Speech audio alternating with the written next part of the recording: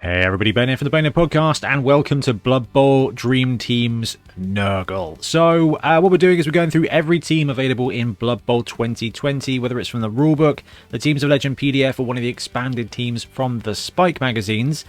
And we're having a look at how that team progresses during a league. So we're taking a look at three key points: 1250, 1500 and 1750. So 1.25 million, 1.5 million and 1.75 million, which for most teams will be about the point of middle to end of the first league, beginning and middle of the second league, kind of end of the second league into the third league for 1750, depending on which team. Now, Nurgle is a team that gets a bad rep, and I'm going to be honest, some of that is down to me because it is a slow burner of a team. So 1250, 1500, etc. are going to take longer to get in this team than some of the other teams because it is so inevitable. The whole vibe of Nurgle is that it is a disease. It is life. It is going to come for you, and it is just going to get you, and it's just going to always be there. And in the Blood Bowl world, Nurgle feels inevitable.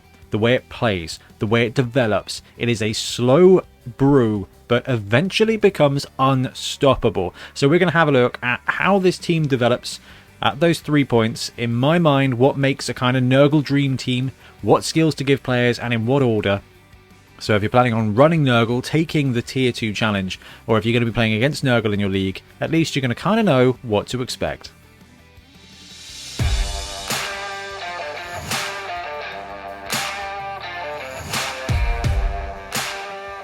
Okay, so Nurgle at 1250, this will be after maybe 6 to 8 kind of games.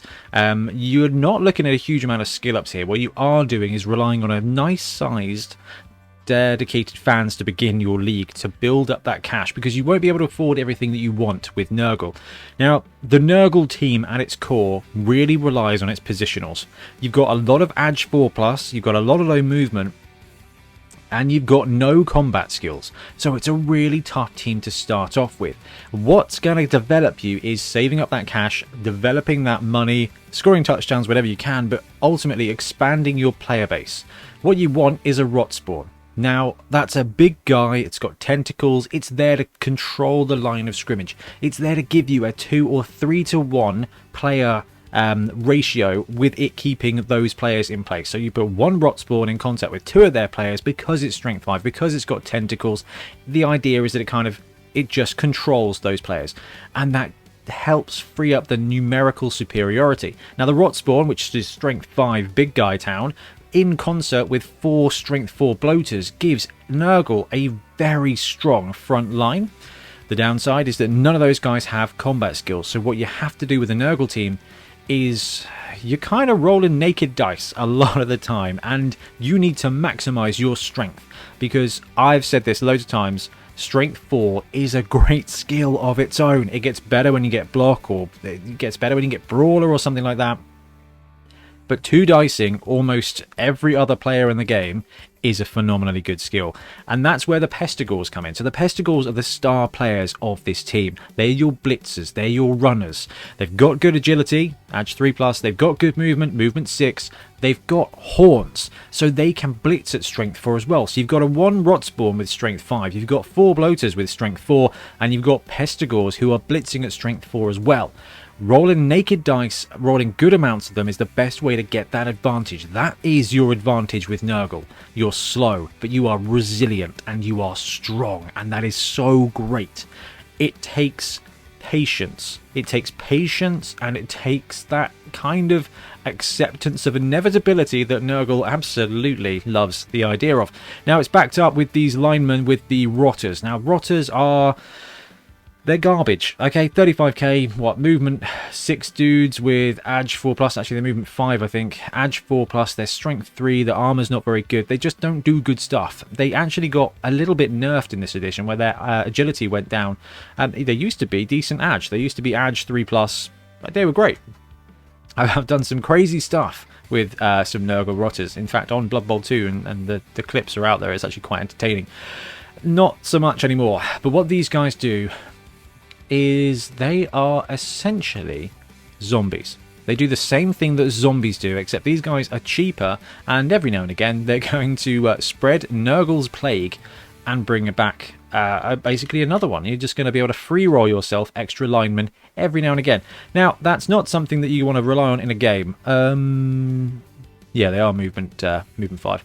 And they've got passing 6+ as well, which means they're not great. But what they do is they are just chaff on the line. So you've got numerical superiority with the rot spawn keeping people in place. You've got strength with the rot spawn and the bloaters. You've got that numbers with the cheap linemen as well. So you should be able to roll good amounts of dice and take some good fouls on top of that as well to help compile like your advantage. And the baked in extra thing here with Nurgle is that all these dudes have got foul appearance and disturbing presence. So if your opponent is doing anything with the ball, they are going to have just negative modifiers. And that doesn't matter whether your bloater is stood up, laying down, upset, hungry. It doesn't matter. That disturbing presence is just going to pile on cumulative effects. So by spreading your bloaters and rot spawn, not only do you create a very good kind of dragon's teeth defensive system where you've got a lot of strength and your opponent's going to have to come through you, but they're going to have to roll foul appearance if they want to blitz you, and then that -1 is spread around. It is really... It's a real challenge to play against. Now, they're definitely beatable, but that stalwart defense is phenomenal. But, like I said, they're not going to level up very quickly because there's not a lot of edge. There's not a lot of edge, there's not a lot of touchdowns, and with a lack of, with a dearth of combat skills to begin with, you're going to be missing that extra ability to create POWs, to create drop downs, to give you the chance to break armor and get casualties. So the way this team advances at the beginning is by filling out its roster. So by the 1250 mark, you've got that spawn, you've got 4 bloaters, and you've got 2 pestigores with 3 rerolls. Now the goal here is to race to 4 pestigores, but I don't like giving up too much of that strength from Nurgle. You can start off with 4 pestigores, I think 2 bloaters, but you're missing that strength. And being able to roll 2 dice with no skills is much better than 1 dice with no skills. So having those bloaters, even though they're far, even though they're slow, even though they're not going to give you an ability to score touchdowns, they are there to pound. And when they start getting those SPPs, and they will start getting those SPPs, this is what we do with them. So the rot spawn gets guard as soon as possible, and the reason it gets guard is I know it's got mighty blow, and I know that when you've got to do with mighty blow, you want to be doing as much as possible to bring that skill onto the pitch to get those players off of the pitch. Now, not so much the case with the rot spawn. The rot spawn is all about passive skills.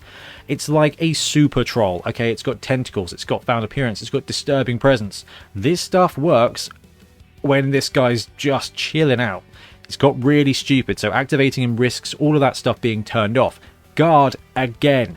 Tentacles, disturbing presence, guard. This is all passive abilities that mean you do not need to activate your big boy for that to come into play. And that rot spawn having guard means that you can pop a couple of rotters next door to him, and those rotters now become fragile bloaters as well. And then you go from having 4 strength 4 dudes and a strength 5 dude to 4 strength 4 dudes, a strength 5 dude, and 2 strength 3 dudes who are basically strength 4 when they're next door to the rot spawn. And all you're doing is free rolling yourself an extra 2 blockers, and that's absolutely massive. Plus, guard works on fouls, and when you've got an extra bunch of linemen, taking those fouls when they're in base contact with a guard piece is just an absolute free +1. 35k for one of these dudes, taking a punt at removal, whether it's hard removal or soft removal, on anybody downed next to a guard piece, is something you really want to do. Okay, so the rot spawn gets guard because it enables you to kind of level up those extra rotters. Your bloaters need to get combat skills quickly. And there's a couple of ways you can go about doing this. You can score 1 casualty, get 2, score 1 touchdown, get 2 casualties, you know, get an MVP, and take a random. I don't recommend it.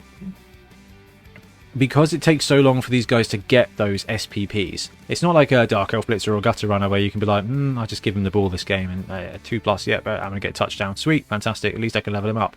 No, that's not happening with a bloater. You can give him the ball on a 4+, and that's fine. It's not as good as a 2+, but at movement 4, it's going to take 3.5 years for him to score enough touchdowns to kind of level up.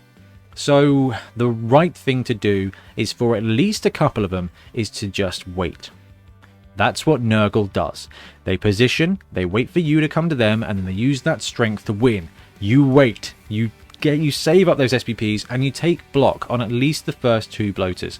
It makes them so much more consistent. Now, we've done a theory Thursday on whether Mighty Blow or block helps get you to the next level. I think the edge slightly goes to block, but block works on defense, and you are a defensive team. So having that block ability, which is going to help you out on a blitz, it's going to help keep you alive. I mean, Nurgle doesn't really struggle with the way of keeping things alive, but having that block ability is just, it's the best skill, so that's excellent.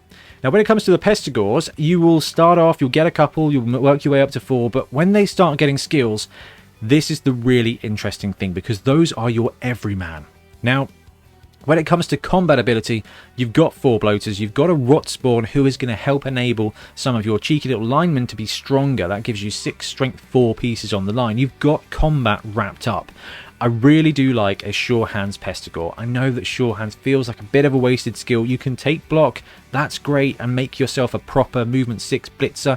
It kind of depends on how your league is shaping up. If your league's full of fast stuff, then getting those Pestigores block and tackle as quickly as possible really can help you with a defensive game. If you've got a bunch of mid-range heavies, and actually taking Sure Hands is great, because all it's going to do is allow you to take your 3 expensive rerolls and use them when you need to. Okay, Sure Hands means that you can sweep in and pick up the ball. You've always got that. You can use those rerolls to hurt stuff. You can use those rerolls to take the extra go for it, to be able to put yourselves in position to win. And having a Sure Hands Pestigore gives you defense against strip ball, which we don't see a huge amount of, but man, nothing worse than being able to finally pick up the ball with a 3+ for a War Dancer to just come in and push you and take it off you. Sure Hands will protect you from that, and it will give you that integral reroll to just put it off 2 to 3 times a game when you really need to. And then when it comes to these linemen, I love taking a random. Just take a random. If they get a touchdown, they roll the MVP, you take a random skill. Kick is great, block's going to be useful, wrestle's going to be useful. There's a whole ton of skills.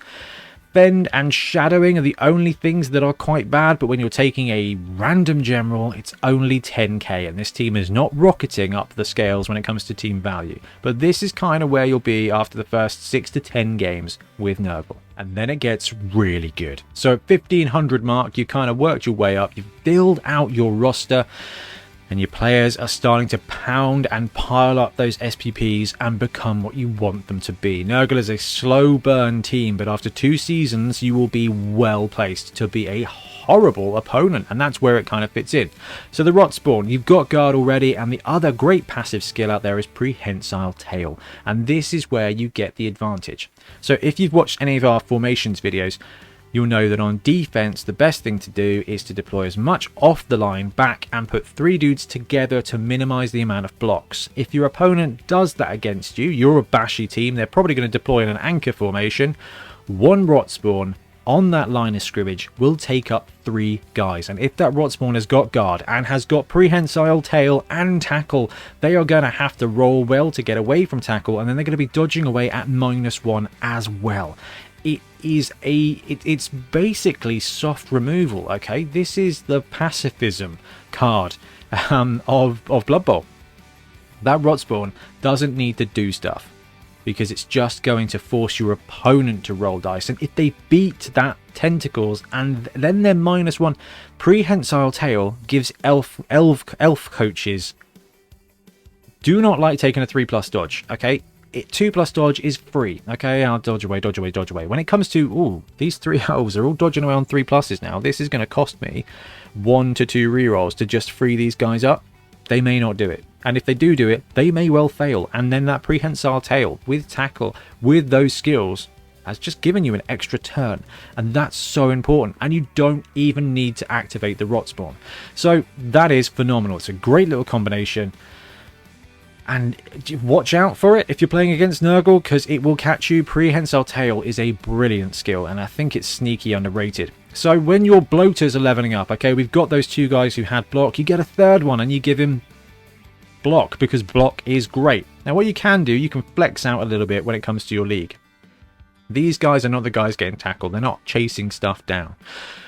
You can flex and take 1 Guard when you filled up the pot with block. Okay, block, block, block, Guard. You can start taking those kind of secondary blocker skills. Okay, When we look to the Black Orcs, they've already got Brawler, so they've already kind of got a bit of a combat skill, which means you can leapfrog over and take one of those tier 2 blocker skills. Okay, that's where the Mighty Blow and the Guard piece comes in. Guard on that bloater is just going to help keep you stronger as well. It flexes out, and a bloater with Guard is going to help you with fouling with the little dudes. It's just a really positive skill. You can just go all block on all 4, that's absolutely fine.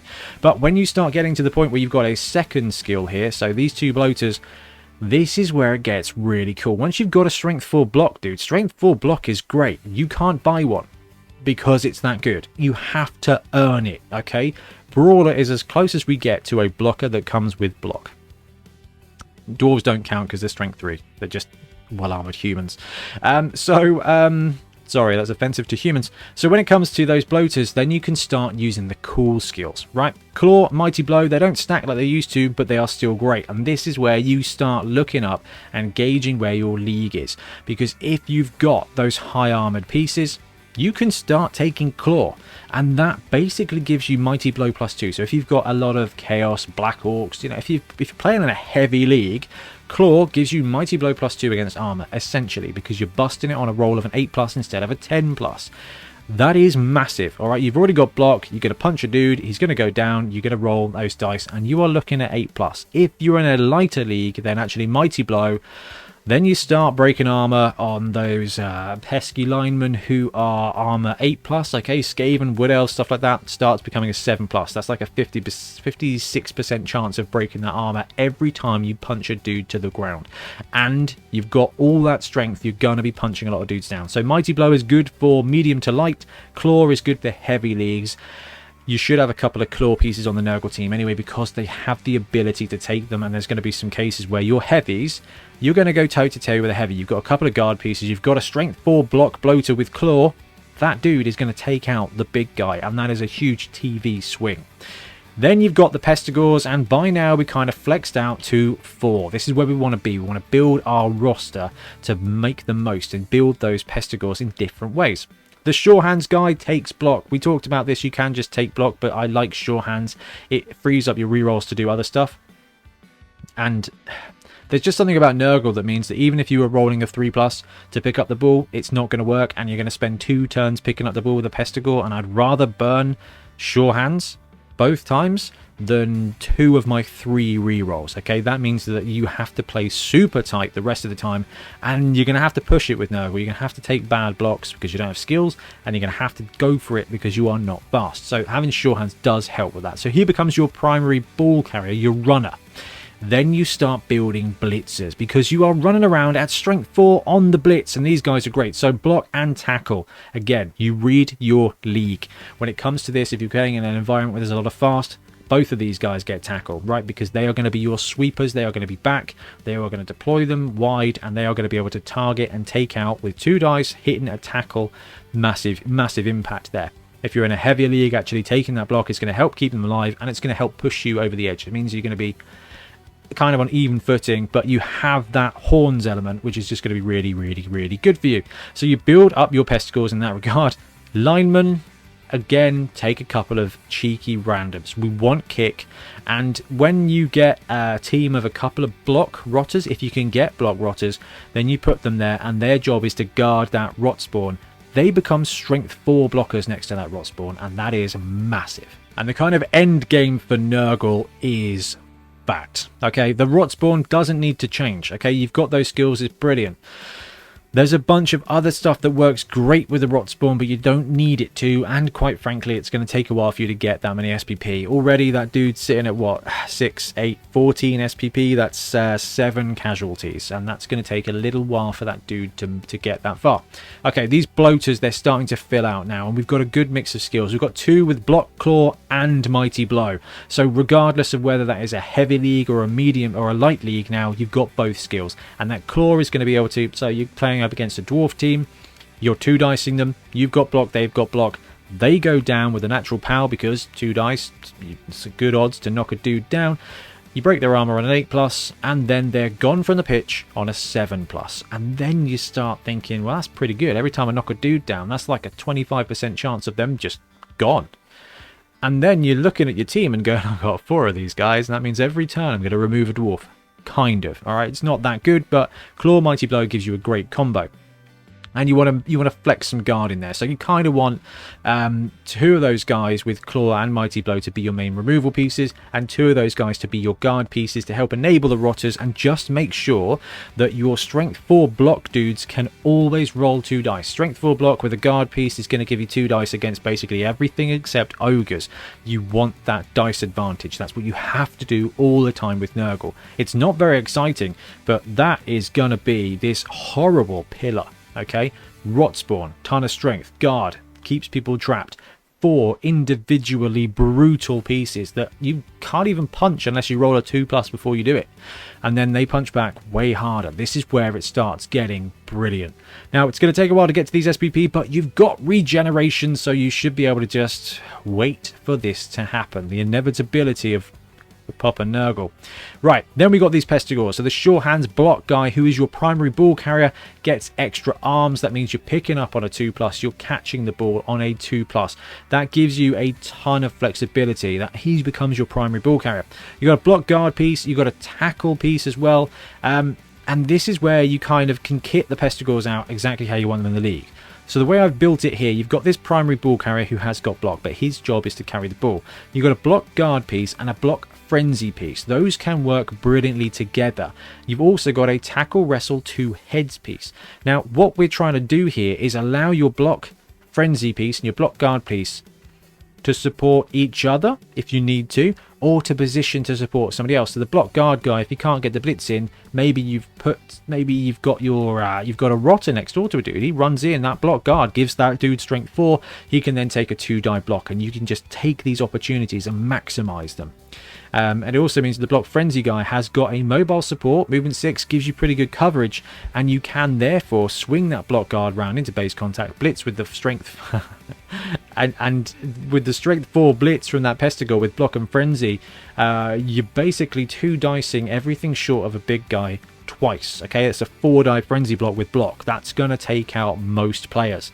And then you've got this interesting combination: tackle, wrestle, 2 heads. So this guy's dodging around on a 2+. He's got strength 4 when he's attacking, he's got tackle, and he's got wrestle. He is the ultimate safety.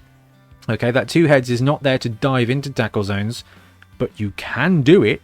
It's there to give you a 2+ back out. So he backs out and then he runs in, strength 4 with tackle and wrestle. Gutter runners, Elven Union catchers, flipping Griff Oberwald, Hagflem. These guys are gonna get sacked by this happy chappy here, and that's where you kind of build them to kit and build them to league. If your league is full of dodgy dudes, tackle on those guys beginning is great. Block is going to be great in a mid-range to heavy league as well. Guard's useful. 1 frenzy piece is so useful. They bring a war dancer into the backfield. It's a dodgy blodge step aggravating dude. That's fine. I'll throw 4 block dice. Wrestle. You can build yourself a good place where you can put them in a situation where it makes them really tough for them to do stuff. And you got those linemen just chilling out, and 750, I think very much like the 1500, you're going to want to have a couple of those linemen on the bench because they're great for fouling, they're great for just feeding to opponents. Like they've got a Minotaur, that's a big problem here. Have a Rotter, 35k.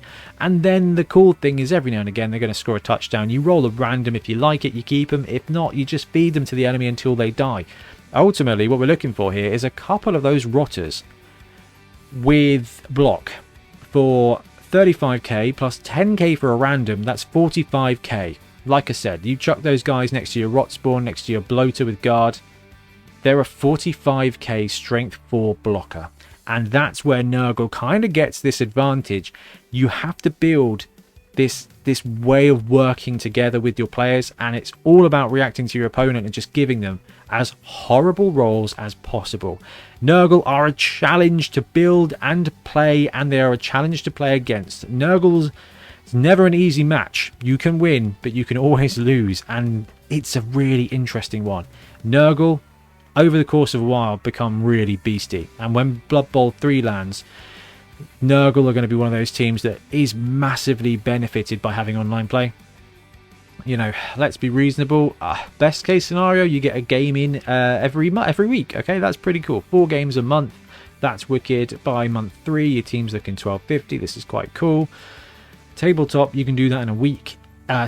online, you can do that in a week, easy. And it means you can take those randoms, you can rush those skills, and you can kind of keep playing that roulette. That's what we'll see on Blood Bowl 3, but tabletop, this is much more like it. Anyway, guys, let me know what you think of this build, this dream team, this philosophy when it comes to Nurgle. They are an underrated team because it takes patience, but when they get brewing, it's just so tough, and it's really interesting. Anyway, thanks very much for watching. We'll be back soon with more Blood Bowl content. Happy blocking. Thanks very much for watching. We really appreciate your support. If you want to help support the channel even further, please like and subscribe, or come join us on our Patreon. We have early access to content. We get loads of feedback from you guys, and we try and do competitions as much as we can. Or you can get yourself some Bonehead podcast merch on our Spreadshirt site. So if you want to support a team, especially for the Bonehead Championship, you can pick up a shirt, a mug, things like that. It all helps support the channel, and we really appreciate it. Anyway, links below. Thank you very much. Happy blocking.